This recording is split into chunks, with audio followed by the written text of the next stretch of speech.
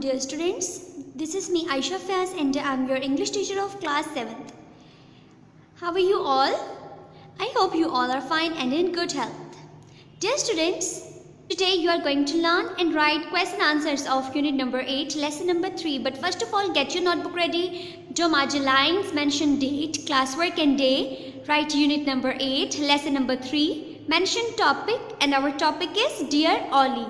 Dear Ollie. Let's start question number 1. In his letter to his sister, why do you think Matt refers to his original leg as pegged rather than, for example, my new leg? Letter जो उसने अपनी sister को लिखा, आप ऐसा क्यों सोचते हैं कि मैट ने अपनी आर्टिफिशियल लेग को माई न्यू लेग क्यों नहीं कहा कि बजाय उसने अपनी आर्टिफिशियल लेग को पेग का नाम क्यों दिया? सो let's see the answer.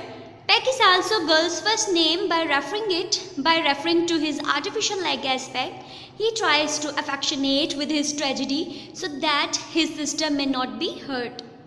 Peg जो था वो भी लड़की का पहला नाम था और मैट ने अपनी आर्टिफिशियल लेग को पेग का नाम इसलिए दिया क्योंकि वो अफेक्शनेशन शो कर रहा था. ठीक है, वो कोशिश कर रहा था कि वो अपनी इस ट्रेजिडी से, ठीक है, जो उसके साथ हादसा पेश आया है उसके साथ वो मोहब्बत करे, मतलब उसके साथ वो लगाव रखे. ठीक है, वो इस तरह से कोशिश कर रहा था अपनी ट्रेजिडी से फाइट करने की और इस तरह से अब उसकी जो बहन थी वो भी हर्ट नहीं हो सकती थी.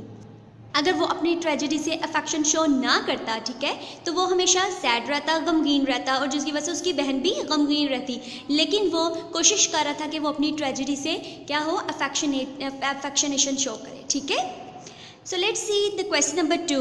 What do you think is the significance of picture which गहमायर हैड ड्रॉन फॉर मैट? क्या अहमियत है उस पिक्चर की जो गहमायर ने मैट के लिए ड्रॉ की? So let's see the answer. The significance of the picture drawn by Gahamayer is that it is an attempt to bring Matt to life.